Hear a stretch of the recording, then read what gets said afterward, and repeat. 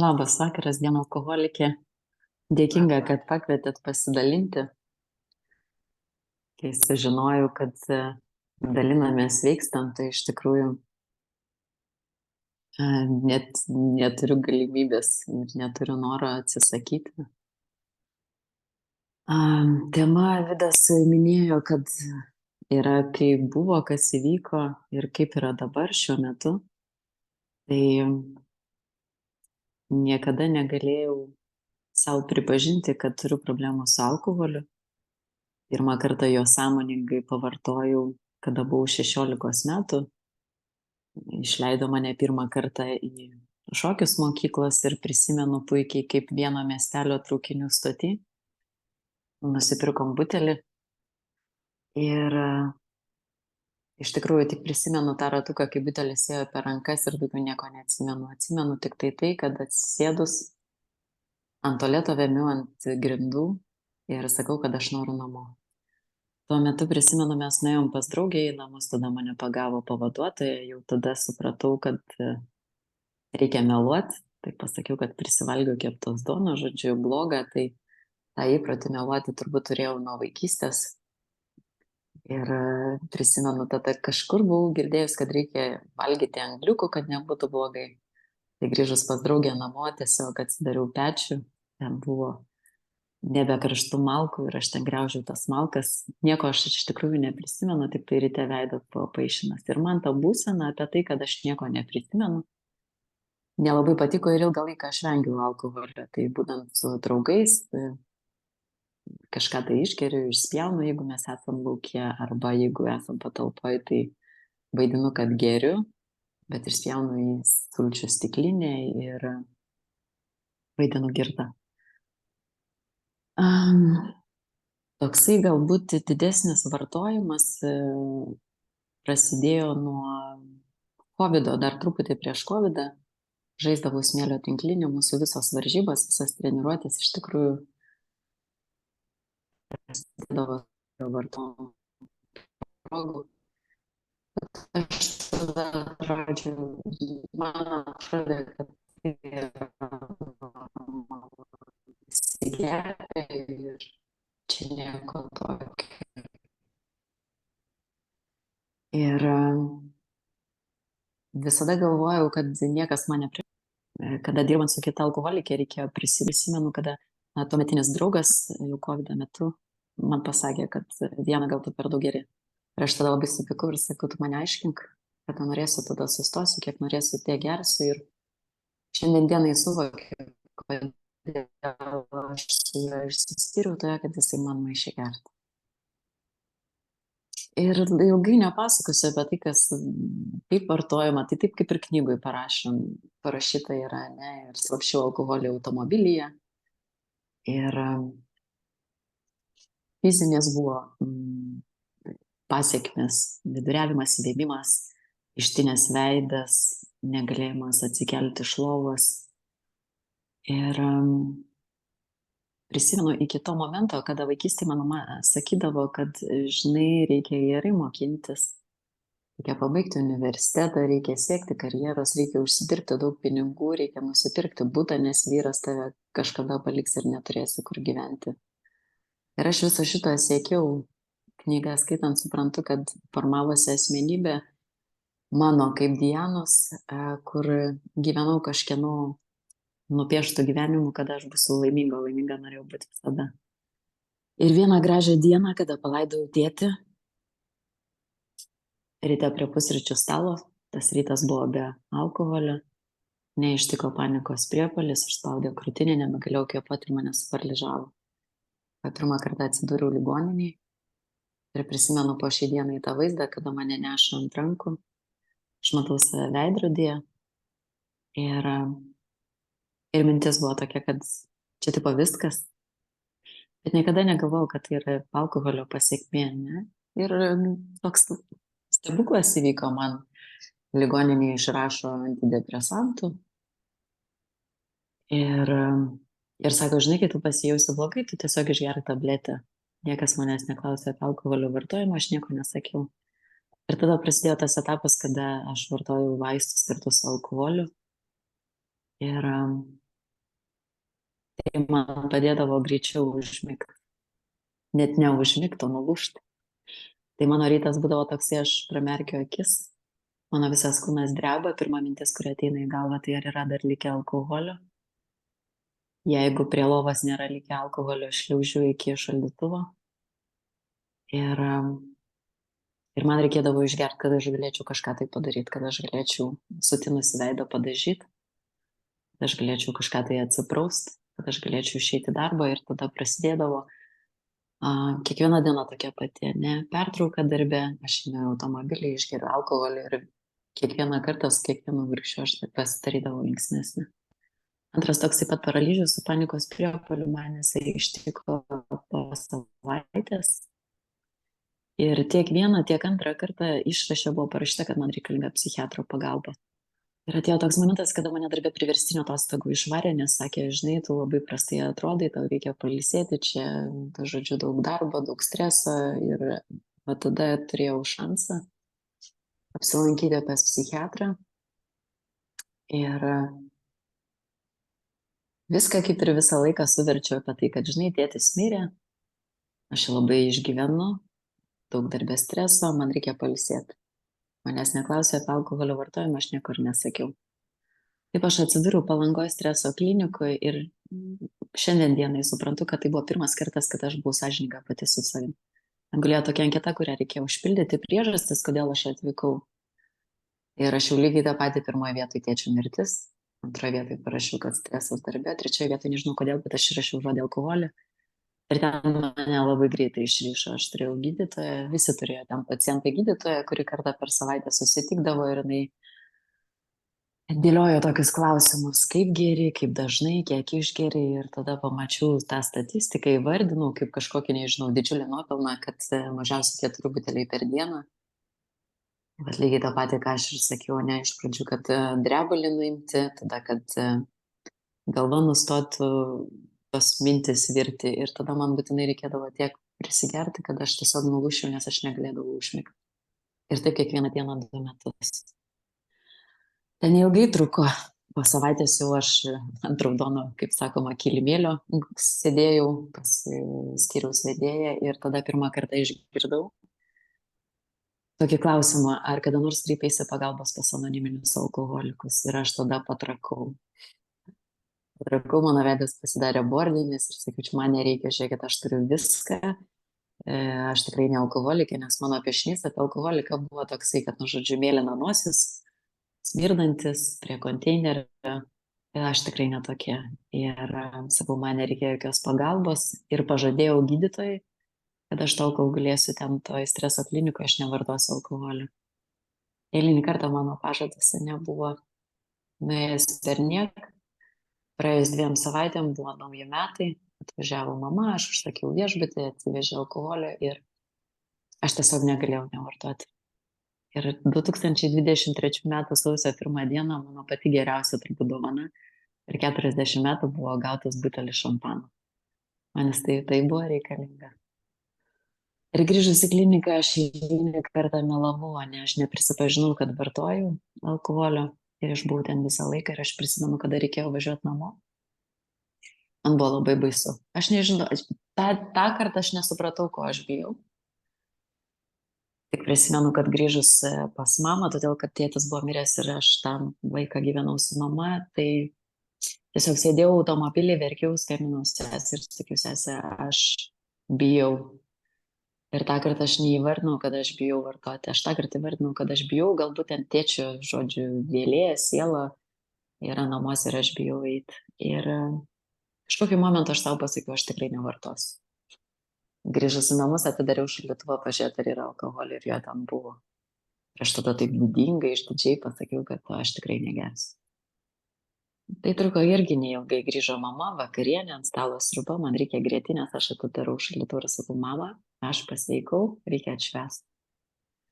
Ir tą kartą mano mama nėra priklausoma, jinai nėra alkoholikė ir jinai išgeria taurę, aš išgeriu viską, kas buvo namie šaldytuve, tada palaukiu, kol mama nueis miegot.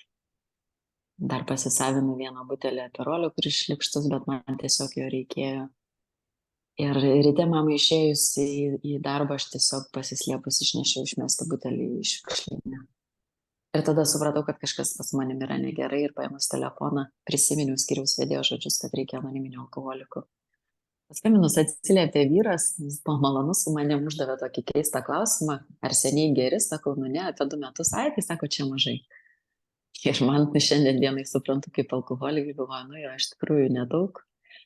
Ir sako, rytoj bus susirinkimas, tai čia trečiadienį arba sekmadienį. Ir va tas jausmas, atsiprašau už išsireiškimą, nes žopai čiūju, kad kažkas bus negerai ir aš dar sugalvoju, kad savaitgalį reikia išsinuomoti viešbutį, reikia pasikviesti mamą, reikia pagerti ir tada tikrai nueisiu. Ir tas šeštadienis viešbutį ryte, nemokamas alkoholis, aš ant šiltų jo išgeriu ir girta vežu mamą namo, ačiū Dievui nieko neįvyko, bet elgiausi kaip tikra beprotė. Aš mamai išdėjau viską, kokia aš nelaiminga, kaip manęs nemylėjo, kodėl mane skriaudė, kodėl privertė vaikui suteikti tėčio pavardę. Nu, žodžiu, išpyliau visą brudą, mama verkė ir aš tiesiog ją parvežiau į kiemą ir perkeltinė prasme išspyriau iš automobilio. Ir supratau, kad kažkas su manim negerai. Tas pirmas jausmas, kad kažkas su manim negerai ir nežinau kokiu būdu, bet mane tiesiog vedė į kapines. Aš nupirkau gėlyčių tėčiui, aš nupirkau žvakę, nuvažiavau pas tėtę ant kapus, buvo žiema. Aš klūpėjau ant kelių, verkiau ir meldžiau tėčio, kad jisai man padėtų. Aš sakiau, tėtė, nežinau, kas vyksta, padėk man. Tai va čia šiandien dienai suprantu pagal programą 12 žingsnių, ne kad čia buvo mano pirmas pasidavimas, bet va paverkiau, pagailėjau, pavaidinau lauką ir aš toliau išvažiavau viešbutį gerti. Pasikviečiau draugę. Ir sekmadienio ryte aš jau nebevartojau alkoholio bare, kai pusryčiavau, bet aš turėjau pasislėpus vieną skardinę vonioj, labai norėjau parūkyti aikoso ir tą skardinę išgerti, aš atsidariau ir mano aikosas buvo išsikrovęs ir tada labai pykau, nes nesugalvojau, kaip pradaryti tą skardinę, reikia vežtis namo, kad aš ją galėčiau išgerti. Tada paleidau draugę prie namų, jinai sako, tu eisi pas anoniminius alkoholikus ir aš sakau, dar ne, dar mane laikas. Ir mačiau draugės veidą, liūdnas akis, jinai tiesiog nieko nepasakė, nusisuko ir nuėjo. Ir aš buvau įsitikinus, kad aš neisiu. Bet kada nuėjau miegot, nežinau, iš kur atsirado jėgų, aš priėmiau sprendimą, kad man ten reikia nueiti ir tada parodyti jiems, kad aš nesu alkoholikė. Sudažiau, susišukavau plaukus, apsimavau pačią gražiausią suknelę, aukštakulnis paltą ir aš išvažiavau pas tos alchašas.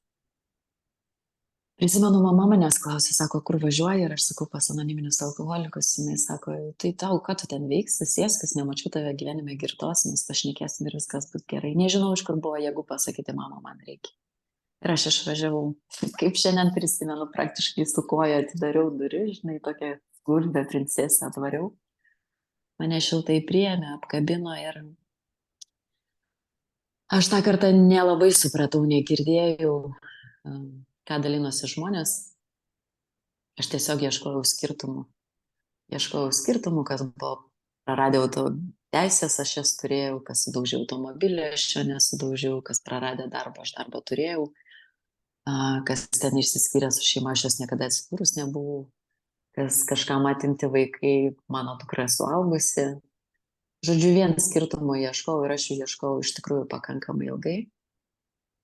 Būdama susirinkimuose tarp tokių pačių kaip aš, bet aš negalėjau pripažinti, kad aš esu alkoholikė. Aš sakiau, kad esu alkoholikė, nes taip jie manęs būtų nepriėmę. Ir tas 2 valandas, kol vyko susirinkimas, man buvo labai gera. Iš tikrųjų buvo gera, bet kai aš išėjau iš susirinkimo ir uždariau duris, mane tiesiog užpuolė baimė, kad aš vėl gersiu, pyktis ant visų, kas man pasimaišydavo po kojom, vairuotojai, mama, žodžiu, televizija, laida, iš viskas. Ir ką aš dariau 2 savaitės, tai aš tiesiog sėdėdavau namie tarp 4 sienų, kad neužgerčiau ir laukdavau susirinkimo. Nes mano tuo metu galva sakė, kad jeigu aš atėjau kaip į būrelį pas alkoholikus, ne, tai aš į kitą būrelį eiti negaliu. Nors puikiai prisimenu, kad tam mieste, kuriame gyvenu, yra kelios grupės, visada prieš susirinkimą apie tai skaito, bet aš galvojau, kad galiu eiti tik tai į vieną. Ir vieną dieną aš išgirdau žmonės, kurie sako, va, čia Minnesota ateinam ir labai norėjau į tą Ameriką, galvojau, žmonės atvaro iš Amerikos. Ir pradėjau ieškoti, pakreipiausi savo šeimos gydytoją, išrašęs siuntimą ir aš papuoliau į Klaipėdą. Labai norėjau papulti, iš tikrųjų aš su visais lagaminais atėjau ne į tą skyrių, ne į tą pastatą. Narkologas ten sako, jūs, ne, čia reikės gulėti, reikės kitur, ne, bet aš labai norėjau. Šiandien suprantu, kad aš norėjau aplinkos, kurioje jaučiuosi saugi. Nes aš jau jaučiu, kad aš namuose jaučiuosi nebesaugi. Ir Minnesotoje aš nesupratau, ką aš ten dariau. Aš skaičiau daug knygų, aš buvau pirmoje vietoje, ten 27 ar 8 knygas perskaičiau. Anoniminius alkoholikus perskaičiau 2 kartus, aš netgi narkomanų knygą pradėjau skaityti, kaip jie ten sveiksta. Ir tik paskutinę dieną aš suvokiau, apie ką buvo Minnesotos programa, apie tai, kad mokintis būti čia ir dabar. Bet aš nesupratau, aš tokia pat išdidi, pilna puikybės ir netokia alkoholikė buvau tenai. Ir turėjau tokią įkyrę socialinę darbuotoją, kuris sakė, ar turi globėją. Kiekvieną kartą, kai grįždavau iš susirinkimų, jinai manęs klausė ir galvoju, blemba, kaip tu mane užknisai. Bet nuėjau į susirinkimą ir pasiprašiau kitos alkoholikės pagalbos. Eilinį kartą dėdama vilčių, kad mane Minnesota, jos darbuotojai pagydys ir globėja mane pagydys. Jinai bus mano psichologė, psichiatrė ir, žodžiu, viskas, geriausia draugė, mama. Bet taip nebuvo. Kol aš dėjau viltis į kitus žmonės,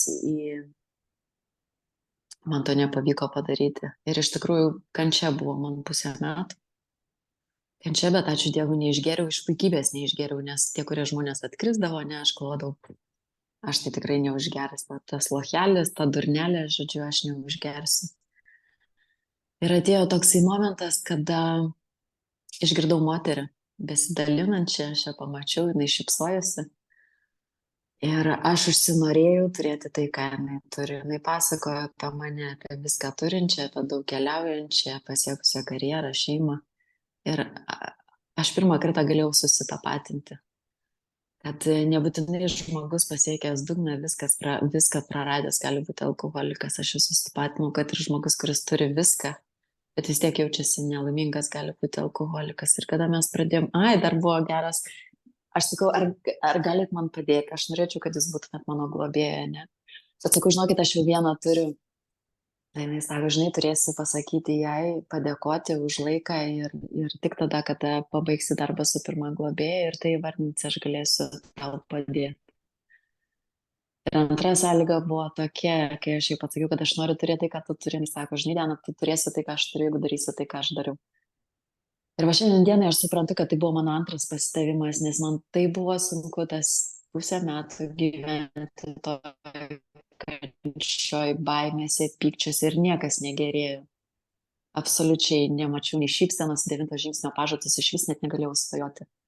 Ir va tada aš buvau pasiryžusi daryti viską ir kada mes pradėjom skaityti knygą, pirmas žingsnis tai jisai buvo apie tai, kad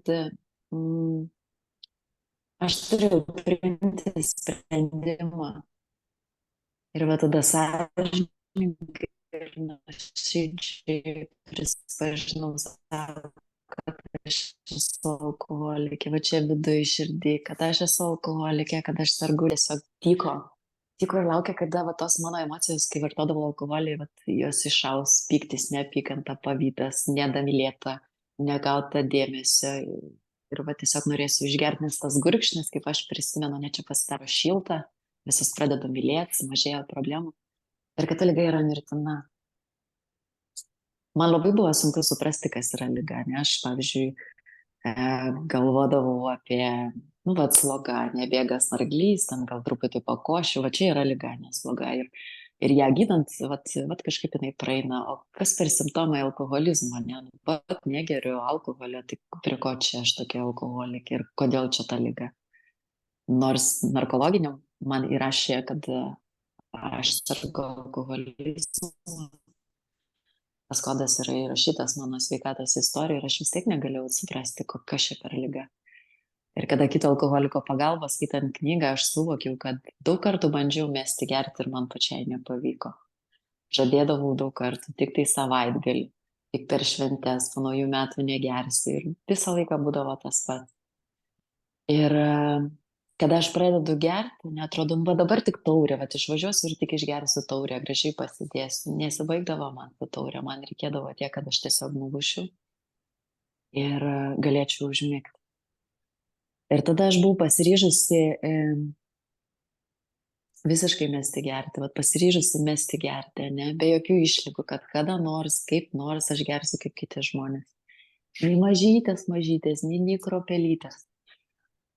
Ir suvokus, kad aš negaliu pati to padaryti, negaliu pati mesti gerti, man reikalinga pagalba ir aš džiaugiausi, kad tas kitas alkoholikas, moteris sutiko man padėti ir aš buvau pasiryžus daryti viską, ne tik paprašyti pagalbos, bet daryti viską, ką jinai man pasakys. Ir jos pagalba aš pamačiau, kad taip kaip anksčiau gyvenau, tik tai dėl savęs, tik apie save, tik tai viskas man, niekada negalvodama apie kitus, niekada aš taip gyventi negaliu, nes mano toks gyvenimo būdas atvedė pas anoniminius alkoholikus. Antrą žingsnį, kada skaitėm, tai, kaip sakoma, tas Dievas, jisai man nebuvo svetimas. Aš prisimenu, vaikystėje man sakydavo, kad Dievas baudžia, kad jisai viską mato, jeigu ką nors padarysi blogo, mane Dievas nubaus. Ir kada man buvo 6 ar 7 metai, aš susilaužiau koją ir galvoju, kažką prisidirbau, tai mane Dievulis nubaudė, ne. Turėjau ir su religija reikalų, ne, reikėjo prieiti pirmosios komunijos, reikėjo eiti iš pažinties ir kaip šiandien prisimenu, einu iš pažinties, sakau, kaip melavau mamai, kaip nedariau namų darbų, kaip mušiau sesę ir taip toliau, ir ne, kunigė sako, va čia sušnekėk va tos poteriukus, ne, ir tau viskas atleis, aš dar suvalgydavau tą skanų paplotėlį. Ir praeina savaitę aš grįžtu lygiai su tom pačiom nuodėmėm. Šiandien dienai aš suvokiu, kad aš nežinojau, ką daryti, kad nekartotų pačių klaidų. Tiesiog nežinojau. Ir antram žingsnį, kada man reikėjo patikėti, kad kažkas yra daugiau negu aš, man tai nebuvo sunku. Tiesiog kažkas daugiau negu aš. Užmėgsti santykį su kažko daugiau negu aš per maldą arba meditaciją man irgi nebuvo sudėtinga. Knygoje daug maldų. Žinojau ir tas krikščioniškas maldas, ne, Tėve mūsų, Sveika Marija. Ir kad reikia man kažkaip tai kitaip elgtis, kad galėčiau įsitikinti, kad ta jėga egzistuoja. Tai mano buvo toksai priimtas sprendimas, kad aš pabandysiu. Trečiam žingsnį užsimesga tas stipresnis ryšys su Dievu, nes atsiranda labai graži malda, kad Dieve pavedu save, tau daryk su manimi, ką nori. Iš tikrųjų, trečiam žingsnį man labai padėjo alkoholikė, globėja, apie tai, kad paaiškino maldos esmę, kad visose maldose aš kreipiuosi į aukštesnį jėgą. Aš prašau, įvardindama, ko aš prašau, dėl ko aš prašau ir ką pažadu padaryti. Ir to trečio žingsnio malda yra labai gražus sakinys, ne, Dieve, tavo valia. Ir kad galėčiau būti naudinga tau ir kitiems žmonėms, tai dar turėjau vieną tokią užduotį, knygai labai gražiai pasakyta, kad aš neturiu taratorinti tų maldų taip, kaip parašyti, arba tas, kurie žinau, aš galiu su aukštesnė jėga kalbėti tiesiog nuoširdžiai nuo savęs. Kartais būna, kad aš su aukštesnė jėga pabendrauju ir pasikeikiu.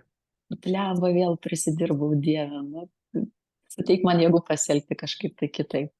Apie ketvirtą žingsnį aš prisimenu, labai daug girdėjau tarp anonimų, koks jisai baisus, kaip negera man save matyti tokie, kokia aš anokia, trečiokė, anoks ar kitoks. Ir aš tai labai laukiau ketvirto žingsnį, nes aš labai norėjau susipažinti su savim ir suprasti, kodėl jūs mane taip užknisat. Visi esat negeri, nesielgia taip, kaip aš noriu, nes iš anksčiau tai man būdavo tik tai senos. Aš jaučiuosi labai gerai, kai žmonės aplink mane elgiasi taip, kaip aš noriu, ir aš jaučiuosi žiauriai blogai, kai jūs nedaro tai, ką aš noriu. Arba taip, kaip aš noriu. Reikėjo parašyti pykčių inventorizaciją, ne, pykau ant viso pasaulio, daug tenai prirašiau. Ir labai fainas ketvirtas stulpelis, pamatyti, kokia aš esu tose situacijose, ne, aš pykau ant mamos, kodėl ji mane skriaudė, kodėl mane leido maudyti su bernais, kodėl jinai man čia liepia studijuoti Vilniui, žodžiu, kodėl jinai man profesiją išrinko. O toliau, kada aš žiūriu Bet kokiose situacijose mano pyktis ant mamos, ant sesers, ant tėčio, e, ant bernų savo, ant kolegų, ant darbo, ant darbuotojų, ant anonimų, ne? Tik tai dėl to, kad aš esu egoistė, ne? Aš noriu, kad jūs darytume taip, kaip aš noriu. Aš meluoju, aš manipuliuoju kiekvienoje situacijoje. Aš esu savo naudai, ieškau tik tai naudos savo. Ir aš bijau.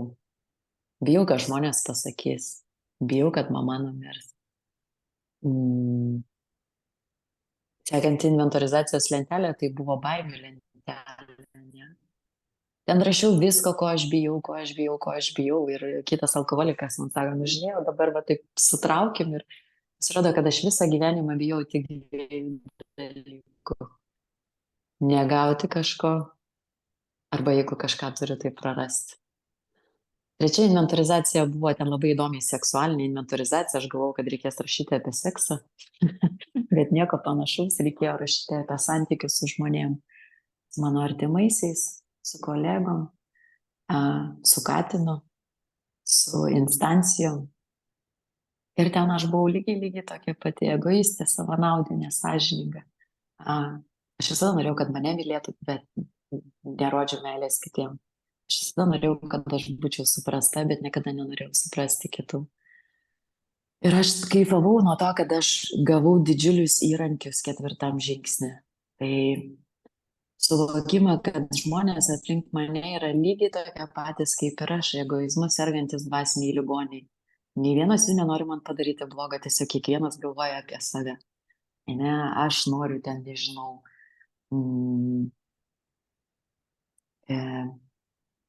nežinau, batono. Aš noriu batono, mano draugas nori duonos, ne? Ir jisai mane nori padaryti nieko blogo, bet aš jau supykstu, žinai, ko čia batono nenupirko, duonos jau yra 2 kepalai. Tai šitas labai pagelbėjo suprasti, kad jūs nenorit manęs skriausti. Ir lygiai taip pat aš jūsų nenoriu skriausti, aš tiesiog galvoju tik apie save. 4 žingsnį atsirado dar viena malda apie pyktį. Dieve, prašau, steik man jėgų, pašalink mano pyktį, leisk priimti žmogų toks, koks jis yra ir nenorėti jo pakeisti. Su tom žmogum elgtis kaip su artimiausiu draugu, kuris serga irgi mirtina liga. Taip pat yra baimių malda, kurią išmokau, jeigu aš kažko tai bijau. 4 žingsnis man padėjo suvokti ir išsirašyti santykių idealą. Kažkur tai girdėjau, kad santykių idealas tai koks turėtų būti mano vyras, užsikačialinęs, aukštas, įdegęs, neturėtų daug babkių ir taip toliau, visiškai ne apie tai. 4 žingsnį santykių idealą rašiau, kokia aš turėčiau būti mama savo dukrai, kokia aš turėčiau būti dukra savo mamai, kokia aš turėčiau būti šeimininkė savo katinui, kokia aš turėčiau būti partnerė savo draugui, kokia aš turėčiau būti darbdavė, kokia aš turėčiau būti darbuotoja, kokia aš turėčiau būti AA narė. Ir tas man labai gelbėjo, nes važiuodama pas mamą aš visada pasiskaitydavau, kokia aš turėčiau būti dukra. Tai man padėdavo priimti ją tokią, kokia yra, būti nuolankiai, paklausti, gal galėčiau kam nors būti naudinga. 5 žingsnis iš tikrųjų aš tokia pleputė būdavau, tiek girta, tiek negirta, tik tai aš visada kalbėdavau apie kitus žmonės, ne, ką padarė man draugas, kokia mano dukra negera, kaip mane tėvai skriaudė. Čia 5 žingsnis buvo apie tai, ką aš padariau žmonėm ir kaip mano būdo trūkumai, pavydas, pyktis, santykiuose su žmonėmis kenkia kitiems žmonėms ir kenkia mano santykiams su jais. Pavyzdžiui, dukrą išleidžiu į lauką, prašau, kad jinai, net neprašau, liepiu jai grįžti 10, jinai grįžta po 10:01 minutę ir mane veda baimė, kad dukrai kažkas tai atsitiko, ne, bet to, kad pasidžiaugti, ką šiandien moko programa, kad jinai yra sveika, kad jinai grįžo namo ir ją apsikabinti. Aš tiesiog trenkiu per veidą. Augusiu, ne? Aš sukuriu istoriją ir aš nueinu į Fiebrą maudytis ir matau, kaip mama ant tilto stovi su va tą savo elgesį, aš darysiu taip, kaip aš noriu ir niekada negalvosiu, kad kitam gali skaudėti, kad kitam galiu sukelti nerimą, kad kitam galiu sukelti pavydą. Tai man 4 žingsnis yra didžiulis raktas, taip ir knygoje rašoma, ne raktas į tolimesnį gyvenimą, kad aš galėčiau atpažinti savo jausmą, kuris mane gali privesti prie vartojimo, kad aš galėčiau jį įsivardinti ir atrasti, iš kur jisai kilo, ir kad aš galėčiau jo atsikratyti per pauzę, per maldą ir pasielgiant kitaip, negu anksčiau elgdavausi.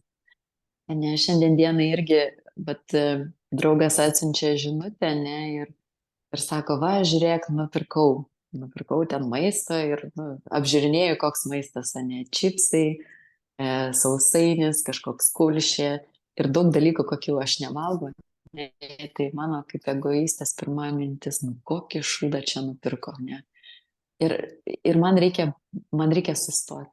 Man reikia sukalbėti ramybės maldą, tai man kažkoks didžiulė dovana ramybės malda, ne. Ir man reikia pasielgti kitaip ir padėkoti už tai, kad rūpinasi. Tai 5 žingsnį tiesiog įsivardinau apie tai, kaip mano būdo trūkumai pakenkė santykiuose ir kokią žalą aš žmonėm padariau. Kada 5 žingsnis tai irgi duoda įrankį, jeigu šiandien dienai aš nežinau, ką daryti, aš galiu paskambinti kitai alkoholikai ir paprašyti patirties.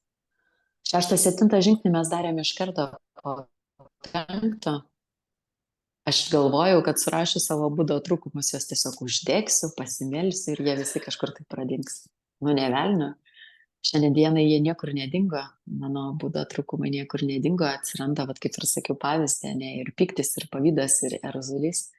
Tik tai tuo momentu aš turiu įrankį, kad aš esu pasiryžusi jų atsikratyti ir man reikia Dievo paprašyti, kad jisai suteiktų jėgų ir pasielgti kažkaip kitaip. 8 žingsnio sąrašai atsirado jau, kai aš dariau 5-tuką, kada kalbėjau su globėja apie savo elgesį. Aš mačiau, kaip jinai rašė ant lapo kažką tai, o galvoju, gerai, rašyk. Ir aš žinojau, kad bus sąrašas žmonių, kuris daugiausiai ateina iš santykių su žmonėmis, kuriems aš turėsiu atitaisyti žalą, neatsiprašyti, atitaisyti žalą, ne. Buvau daug ten prirašiau visus bernus, su kuo ten bučiavau, ką ten palikau. Aš labai norėjau jų visų atsiprašyti, bet kito alkoholiko pagalba man padėjo pamatyti tą savo išvirkščią puikybę, ne. Man nereikia vadinti motinos Teresės, vaidinti, ne, ir tiesiog buvo surašytas sąrašas žmonių, institucijų, kurioms aš turėčiau atitaisyti žalą ir praktiškai visus variantus. Tai mirusiam žmogui, tai yra mano tėčiui, ko nedariau viena pati nepasitarius su globėja. Tai tėčiui prisimenu, atvažiavau prie kapo, kad aš jau buvau pasiruošusi. Ir buvo nukritusios gėlės, aš jas pakėliau ir ten buvo angelo tokia forma ant sniego likusi. Tai prie kapo rašiau laišką, paskui aš jį perskaičiau, tada sudeginau. Negimusiam kūdikiui kreipiausi, irgi buvau Pakutuvėnuose, kalno su 3 kryžiais, rašiau laišką, kreipiausi į negimusį vaiką, mano angelėlį. Rašiau, kokia aš buvau negera mama, kad neleidau jam gimti, kad priėmiau tokį sprendimą iš baimės, todėl kad galvoju, kaip aš čia būsiu moteris su 2 vaikais, manęs taigi nieks neims. Dariau 9-tuką savo dukrai, jis buvo toksai, labai reikėjo jam ruoštis, reikėjo išmokti, kad aš negaliu nustatinėti sąlygas kitiems žmonėms. Šiandien dieną, jeigu aš pas kažką noriu atvažiuoti į svečius, aš turiu pasiklausti, kada būtų galima, tai lygiai taip pat ir pas dukrą man reikėjo atsiklausti, ar jinai norėtų su manim susitikti, jinai gyveno užsienyje. Kada jai būtų patogu susitikti, tada prisimenu, pikau, kai jinai įvardino datą, kada žiblemba kokie brangus bilietai skristi į Airiją, bet tiesiog aš buvau pasiryžusi daryti viską. Ir mano galva jau susidėliojo, aš atskrisiu, gyvensiu viešbutį, tada aš pašnekėsiu su dukra, tada jinai man atleis ir viskas bus labai gražu. Nebuvo taip. Tada aš nusileidau Airijoje, jinai sako, mamytė, žinai, viešbutis tik tai ten už 2 dienų bus laisvas, pagyvensi pas mane. Man buvo šokas, aš tam nebuvau pasiruošusi, ne, tai man reikėjo kito alkoholiko pagalbos, kad globėjai ir dirbam kartu, kad aš turėčiau priimti tai, ką nori daryti dukra, ne, ir jautėsi didžiulė įtampa. Po 2 dienų Aš atsikėliau ryte, pasimeldžiau, paskambinau globėjai ir sakau, aš esu pasiruošęs. Mes dar aptarėm, ką kalbėsiu dukrai. Ir pasiūliau dukrai susitikti kaviniai. Mes susitikom kaviniai ir, žinau, 9 žingsnis, jisai toks labai gerai skamba, kad aš negaliu sveikti kitų žmonių sąskaitą ir aš negaliu pasakoti, ką aš padariau žmonėm, nes galbūt jie neprisimena, galbūt net nežino, kad aš tai padariau. Ir mano globėja sako, žinai, kad tu sakysi dukrai kažką tai ir tu pakvėpuosi daugiau negu 3 kartus, reiškia, per daug šneki. Ir aš prisimenu, kad pasimeldžiu susitikus su dukra savo galvoje ir pasakiau tekstą apie tai, kad dukrytė, aš apgailestauju, kad nebuvau gera mama. Aš apgailestauju, kad neskiriau pakankamai dėmesio. Aš apgailestauju, žiūrėsiu taip, kaip aš elgiausi su tavimi. Aš apgailestauju, kad negaliu nieko pakeisti, kas buvo praeitį. Bet šiandien dienai aš norėčiau atitaisyti tau žalą. Prašau įvardink, kaip tai galėčiau tai padaryti, o globėjai. Aš valandą laiko klausiausi tai, kas mano dukrai 20 metų buvo ant širdies. Vadinėti, verkiau, juokiausi. O kai jinai baigė kalbėti, aš tiesiog įvardinau, kad dukrytė, aš norėčiau tave apkabinti ir jinai papurtė galvą. Jinai papurtė galvą įvardinusi apie tai, kad tą kartą, kada jinai grįžo minutę pavėlavus namo ir aš jai trenkiau per veidą, aš jai liepiau apsikabinti mane ir pasakyti, kad jinai mane myli. Kad ir kaip skaudėjo, man reikėjo priimti savo dukros norą. Jos įvardintas, kaip galėčiau atitaisyti žalą, buvo nebūk su tais anonimais ir taip gerai gyveni, eik į sociumą. Ir mes išėjom. Išėjom, man pasidarė sunkiai ir tuo pačiu lengva. Ir grįžus aš paskambinau globėjai pasidalinti savo patirtimi, vardinau, kaip dukra norėtų, kad aš atitaisyčiau žalą. Ir po 2 valandų mes ėjom vakarieniauti. Mes ėjom susikibusios už rankų, kaip labai seniai, kai jinai buvo mažytė. Ir aš išgirdau iš dukros pasakymą, mama, kaip man dabar gera. Ir supratau, kad 9 žingsnis yra ne tik man atitaisyti žalą, bet tai yra ir tam žmogui pasakyti, nepertraukinėjant, nekritikuojant, taip kaip jisai jautėsi, tai ką jaučia dabar. Ir mano dukra labai gražiai pasakė, mama, tu tik tai neįsivaizduok, kad dabar bus nuostabus santykiai taip mamos ir dukros, man reikės laiko, mes galėsim į santykį eiti pamažu. Ir žinot, visai neseniai, prieš kelias dienas, jinai man rašo, dabar planuoja grįžti iš užsienio namo ir sako, mamytė, ką tau galėčiau parvežti, ne? Nu, tokių dalykų aš net negalėjau tikėtis iš dukros. Va, ir turėjau finansinę žalos atitaisymą, aš apgaudinėjau savo dėdę, pernuomodavau jo butą ir 2 metus aš tai dariau. Ir paskambinau dėdei, paklausiau, kada galėčiau atvykti, kad norėčiau pasišnekėti, vardintą dieną aš atvažiavau. Ir turėjau mintyse, kad tai yra mano dėdė, kad tikrai sakys, kad nereikia tų pinigų gražinti, ne, aš jau turiu iš ankstinės nuostatas, aš jau pasidariau planą, kad mano tas 9 praslys ir man nereikės tų pinigų mokėti, nevelnio. Tekstas mano dėdė nebuvo, kad aš apgailestauju, kad tave apgaudinėjau, aš turėjau savo finansinės naudos naudodama tavo nekilnojamą turtą, ne, ir aš esu pasiryžusi atitaisyti tokią ir tokią sumą tau gražinti. Ir, bet laukiau jo verdiktų ir jis sako, tai gražink. Tada labai supykau, bet man reikėjo maldos.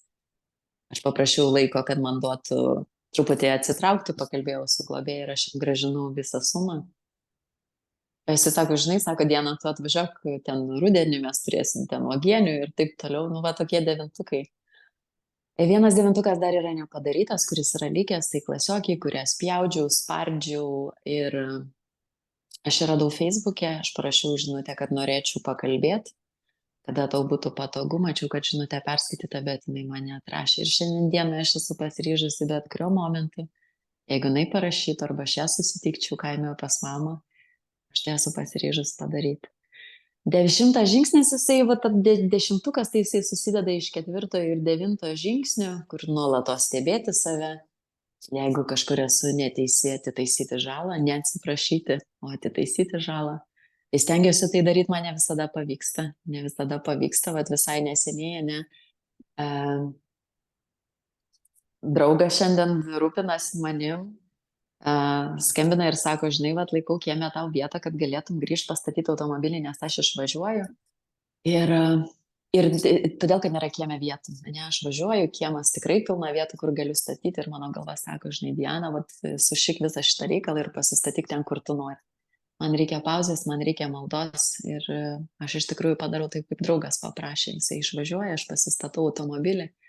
Mane programa moka būti dėkinga, kad žmogus manim pasirūpina.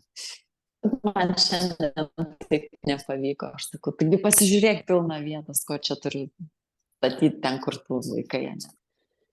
Ir vat aš prieisiu prie 11, ne vakare, kai peržiūriu savo dieną, jeigu kažką tai pridariau, kažkokių nesąmonių, aš turiu atitaisyti žalą, tai šiandien laukia 9 draugui. Reikės ateiti ir pasakyti, kad aš apgailestauju už savo elgesį ir esu dėkinga taip, kad rūpinėsi manimi. 11 žingsnis rytinis veiksmas, aš dar nepramerkus akių, visada padėkoju Dievui už tai, kad šiandien esu gyva. Mano tėčiui tiesiog naktį sustojo širdis po to, kai jis nuėjo miegoti ir buvo susiplanavęs dar likusį gyvenimą, statyti, keisti stogą, keliauti. Ir tada aš pagalvoju apie dienos planą, tokiu dideliu gabalu apie tai, kad reikia paskaityti kasdienius, kad reikia papusryčiauti, kad reikia nuvažiuoti į darbą, kad reikia nueiti į susirinkimą. Visada Dievo prašau, kad parodytų man, kuo galėčiau būti naudinga žmonėm. Nebūtinai alkoholikam mane. Ir tada klaupiuosi ant kelių ir kalbu 3 žingsnio maldą. Arba tą, kuri parašyta knygoje, arba tą, kurią reikėjo man pasirašyti savo žodžiais. Tada skaitau kasdieninius apmąstymus, tai yra mano meditacija. Bandžiau medituoti, bet aš užmigdavau rytais. Tai dabar rytais nemedituoju, paskaičius kasdienius apmąstymus pasidarau kavos ir visada pasvarstau, kas ten parašyta. Tada einu į dieną 10, gal matydama, stebėdama save, nenaudoju tokias trumputės maldas. Jeigu turiu laiko, sukalbu ramybės maldą. Man jinai labai padeda suvokti, kad Dieve, suteik man ramybę susitaikyti su to, ko negaliu pakeisti. Nes stoviu prie raudono šviesoforo, negaliu aš jo pakeisti, bet mane žiauriai erzina, nes aš vėluoju. Drąsos keisti, ką galiu pakeisti, aš galiu paskambinti tam žmogui ir pasakyti, kad apgailestauju, bet aš vėluosiu. Ir tada ramiai sėdėti, nepipinti niekam, nevažiuoti per mirksinčią geltoną, ar jo labiau per raudoną. Vakare darau inventorizaciją, taip kaip parašyta knygoj. Iš pradžių tai darydavau globėjai, siųsdavau žinutę. Vėliau mintise atsakydavau į klausimus ir labai juokdavausi iš tų, kurie sakydavo, rašau 11 žingsnių inventorizaciją, bet atėjo laikas, kada man irgi to prireikė daryti. Ir šiandien dienai aš rašau, atsakau į klausimus, ant ko šiandien pykau, su kuo buvau nesąžininga, kaip mano savanaudiškumas pasireiškė, ko šiandien bijojau, ar galvojau apie kitus žmonės, kokie galėčiau būti geresnė Diana, ką šiandien galėjau padaryti geriau, ar galvojau apie kitus ir ką šiandien padariau dėl savo sveikimo. Atsakiusi šitas klausimas, būtinai atkreipiu dėmesį į tai, kad kokia galėčiau būti geresnė šiandien. Ir tada ryte visada paskaitau, ką parašiau vakar ir šiandien stengiuosi būti nors truputėlį geresnė. 12 žingsnis, aš kažkaip visada galvodavau, kad tiesiog reikia eiti į susirinkimą ir tiesiog papliurpti ką nors. 12 žingsnis, yra iš tokių 3 dalių, kurie sako, kad šių žingsnių dėka dvasiškai pabudė. Man tas dvasiškai pabudė, jis skambėjo, kad mano aureolė, aš būsiu motina Teresė, žodžiu, klūpėsiu bažnyčiai, užsidegsiu žvakutę. Ne apie tai.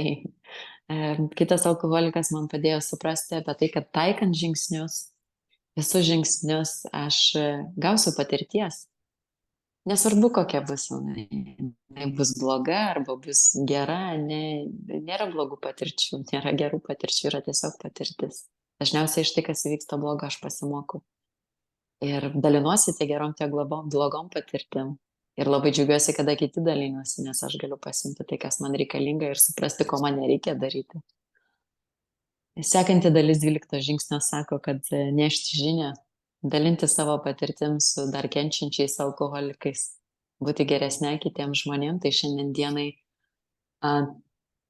4 moteris, mergaitės yra paprašysios globos, mes su joms skaitom knygą, aš dalinuosi savo patirtim. Kiekvieną dieną einu į susirinkimus, jeigu negaliu eiti gyvai, tai jungiuosi nuotoliu, dalinuosi ligoninėse, važiuoju į grupių jubiliejus, lankau kitas grupės. Kažkada buvo momentas, kada aš globėjai sakiau, eik tu savo, ta grupė nesveiksta, ten tai blogai, neskaito knygos, nieko jie nedaro, žodžiu, durneliai, aš neįsiu tenai. Aš tada neturėjau visiškai nuolankumo, aš negalėjau priimti žmonių tokie, kokie jie yra. Man užaugo puikybė, kad norėjusi su anoniminio alkoholiko knyga daužyti galvą. Šiandien dienai taip nėra, ne? Nes kitas alkoholikas man pasakė, Diana, esi tokia pat alkoholikė, kaip ir tie žmonės, kurie yra susirinkime. Tokia pati. Ir nuolankiai priimk jų pasirinkimą, kokiu keliu eiti ir kaip sveikti. O mano užduotis, mano gyvenimo esmė tai yra dalinti savo patirtim, tiek, kiek man yra skirta laiko, tiek, kiek aš jos turiu.